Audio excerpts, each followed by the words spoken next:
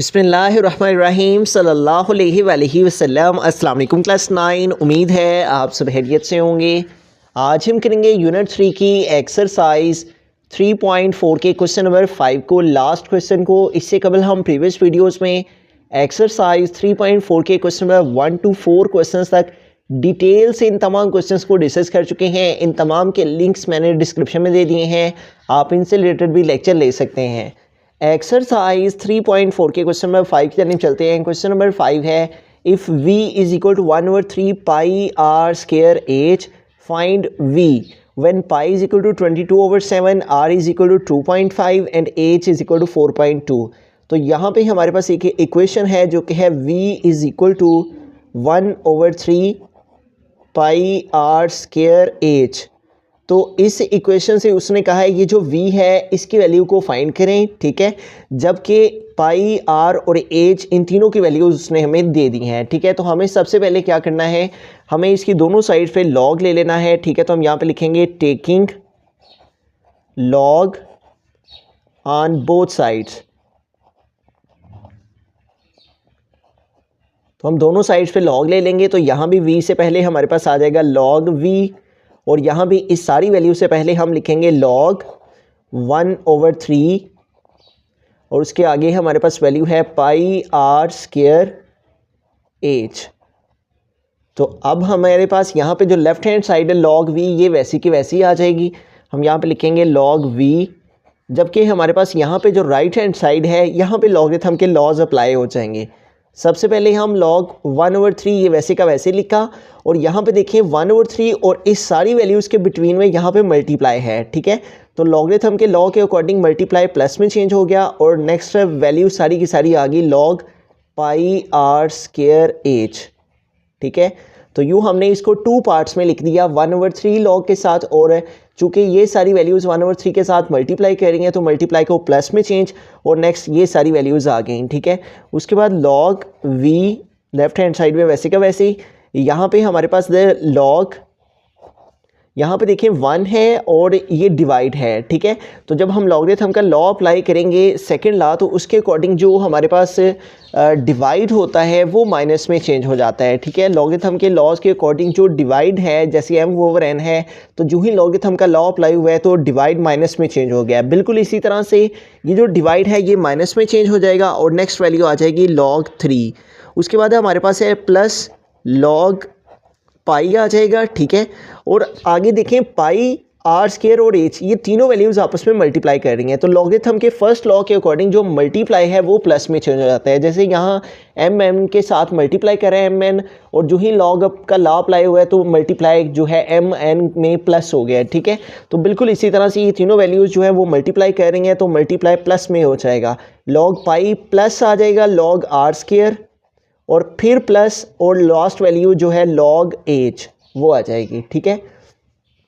तो इस तरह से हमने यहाँ पे लॉगरिथम के लॉज को अप्लाई कर दिया है, जिसके अकॉर्डिंग जो हमारे पास डिवाइड था वो माइनस में चेंज, और जो मल्टीप्लाई था वो प्लस में चेंज, फिर आगे मल्टीप्लाई था वो भी प्लस में चेंज, ठीक है। अब हमें क्या करना है, यहाँ पे अभी मज़ीद हमारे पास लॉगरिथम का एक लॉ अप्लाई होना बाकी रहता है, उसको अप्लाई करते हैं। log 1 वैसे का वैसे लिखेंगे, माइनस log 3 भी फ़िलहाल के लिए वैसे का वैसे ही, प्लस log पाई भी वैसे का वैसे ही आ गया, ठीक है।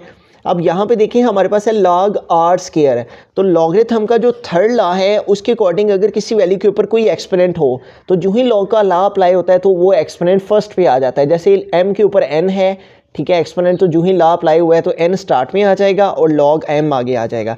बिल्कुल इसी तरह से यहाँ पे r के ऊपर स्क्वायर है, तो लॉ अप्लाई होने से लॉगरिथम का जो एक्सपोनेंट 2 है वो फर्स्ट पे आ गया, और नेक्स्ट आ गया log r, ठीक है।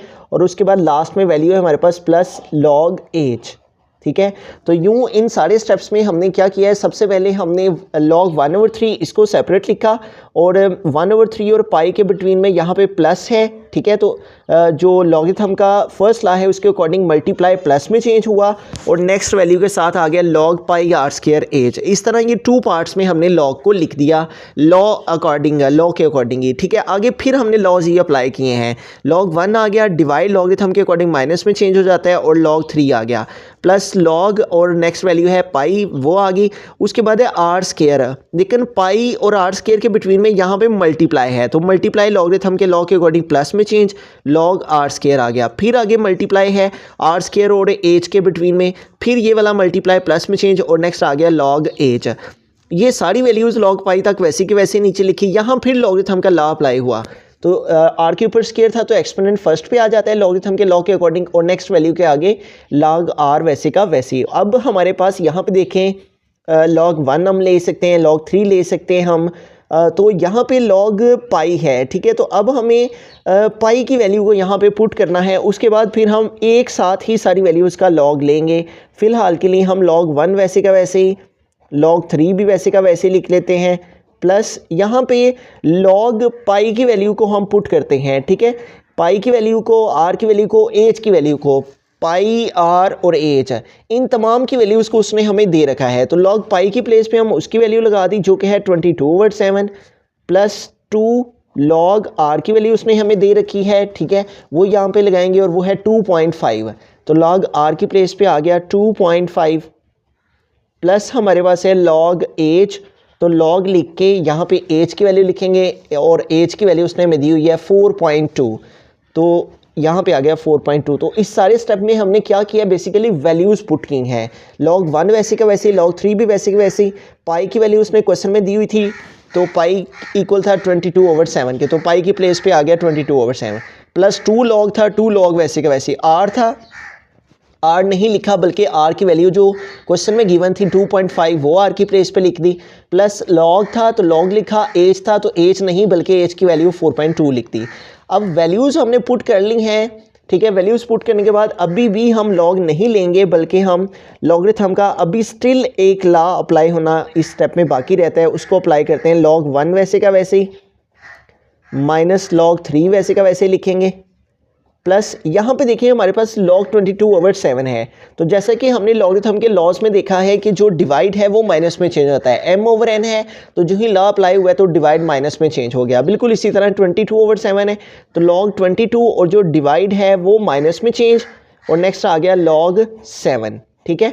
उसके बाद आगे जो वैल्यू रह गई है उसको हम यहाँ पर लिख लेते हैं, प्लस 2 log 2.5, उसके बाद प्लस लॉग 4.2, ठीक है। तो इस तरह से ये सारी वैल्यूज़ हमने यहाँ तक, ये 22 और डिवाइड था माइनस में चेंज, लॉग के अकॉर्डिंग log 7 आ गया, और आगे 2 log 2.5 प्लस log 4.2। अब इन तमाम वैल्यूज़ को हम नेक्स्ट पेज पे लिख लेते हैं ताकि इनके लॉग वहाँ पे लेके आसानी से हमें समझ आ सके। तो इस सारी वैल्यूज़ को नेक्स्ट पेज पे लिखते हैं। तो यूँ हमने इन तमाम वैल्यूज़ को यहाँ पे आगे नेक्स्ट पेज पे लिख लिया है। अब हम इन तमाम वैल्यूज़ के लॉग फाइंड कर लेते हैं। लॉग v वैसे का वैसे ही आ गया, log 1 इक्वल होता है 0 के, उसके बाद माइनस है, माइनस का साइन आ गया। नेक्स्ट है log 3, तो अब हमें log 3 फाइंड करना है, ठीक है। तो इसका लॉगरिथम फाइंड करने के लिए 2 चीज़ें रिक्वायर हैं, करैक्टरिस्टिक और मैंटीसा। इसका जो डेसिमल है वो लास्ट पे है, इसलिए इसका जो करैक्टरिस्टिक है वो 0 आ जाएगा, क्योंकि जो डेसिमल है वो ऑलरेडी राइट पोजीशन पे मौजूद है। अब 3 के आगे कोई नंबर नहीं है तो इसलिए हम 2 0 खुद से लगाएंगे।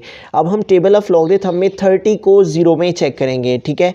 टेबल ऑफ लॉगरिथम, और ये हमारे पास यहाँ पे आ गया 30, और 30 को 0 में देखा तो आ गया नंबर 4771। तो यूँ हमारे पास जो log 3 है वो इक्वल आ गया 0.4771। उसके बाद है हमारे पास प्लस, तो ये आ गया प्लस, और नेक्स्ट है log 22। तो अब हमें log 22 फाइंड करना है, ठीक है।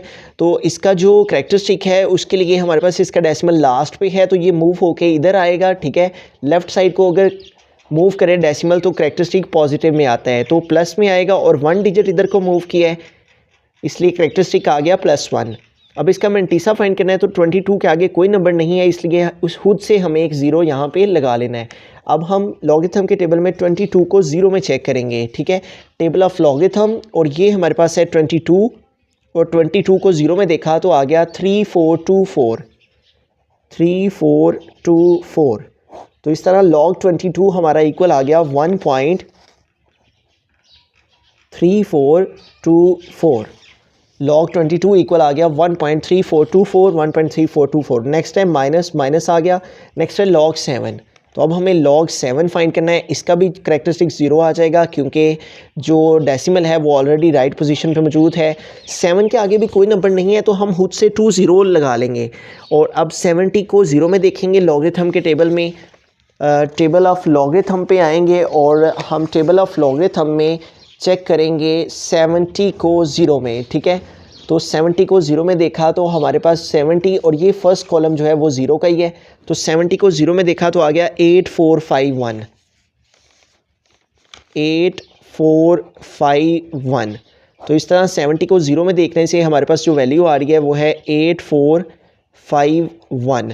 तो log 7 किसके इक्वल आ गया 0.8451। उसके बाद है +2 और तो 2 हमने लिखा। नेक्स्ट है log 2.5।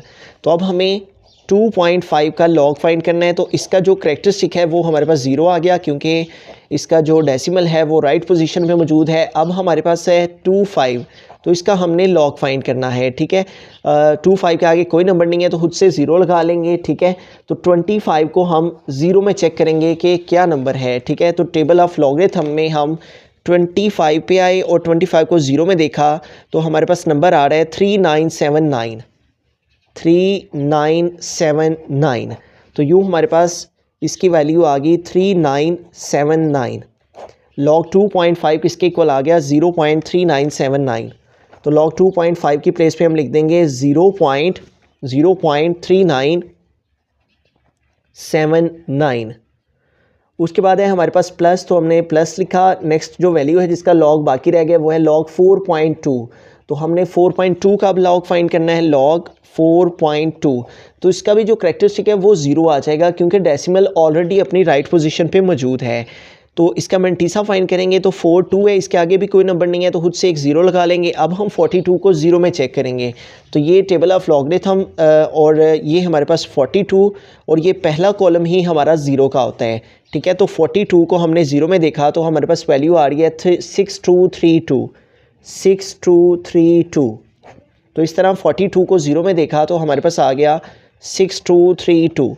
तो यूँ log 4.2 हमारा किसके इक्वल आ गया है 0.6232, 6232।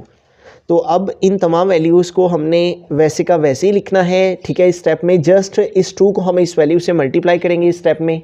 ठीक है, तो हमारे पास स्टार्ट की वैल्यू है 0 माइनस 0.4771 प्लस 1.3424 माइनस 0.8451 और प्लस अब इस 2 को हम मल्टीप्लाई करके यहाँ पे लिखेंगे। तो कैलकुलेटर की मदद से हम इसको मल्टीप्लाई कर लेंगे। 2 को मल्टीप्लाई करेंगे हम, 2 मल्टीप्लाई 0.3979, 0.3979। तो 2 को इस वैल्यू से मल्टीप्लाई करके हमारे पास आ गया है 0.7958, 0.7958। उसके बाद हमारे पास जो लास्ट टर्म रह जाती है वो है 0.6232।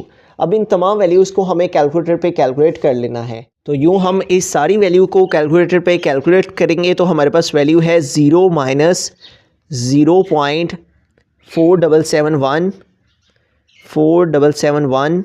उसके बाद है प्लस 1.3424 और नेक्स्ट है माइनस 0.8451 और उसके बाद है हमारे पास प्लस, तो आ गया प्लस 0.7958 और लास्ट पे है हमारे पास प्लस 0.6232।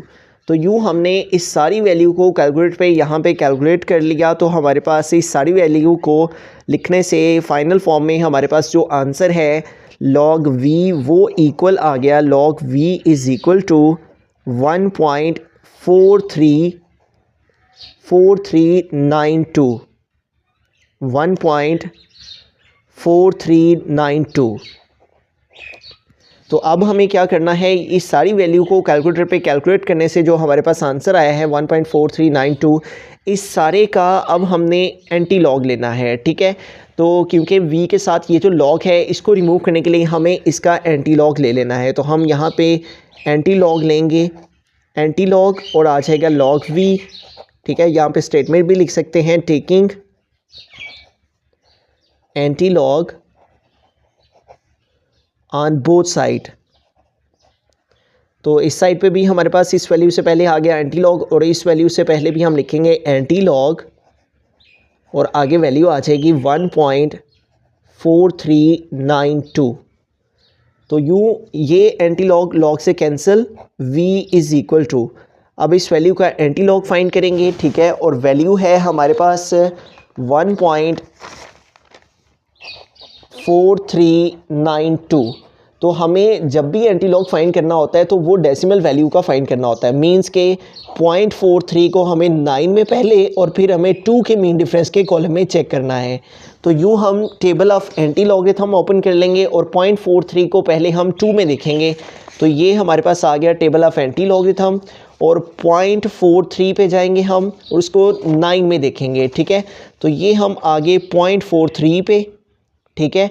और ये हमारे पास टेबल ऑफ एंटी लॉगरिथम, और ये 9 का लास्ट का हमारे पास कॉलम, ठीक है। 0.43 को हम लास्ट कॉलम में देखेंगे 9 के, ठीक है।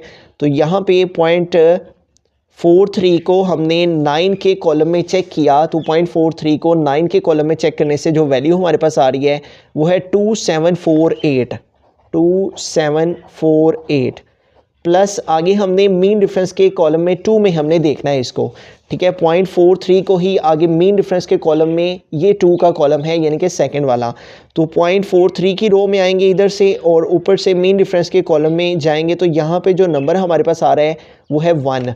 तो ये 1 हमें इसमें ऐड कर लेना है, प्लस कर लेना है, 2748, और इसमें हम 1 प्लस करेंगे तो 8 + 1 9 472।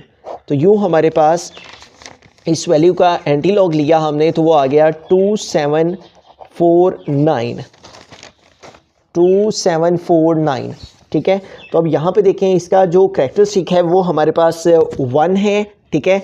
तो 2 और 7 के बिटवीन में ये 0 की प्लेस है और ये हमारे पास प्लेस है 1 की। तो इस 1 के कैरेक्टरिस्टिक को देखते हुए हमने डेसिमल को एडजस्ट कर दिया।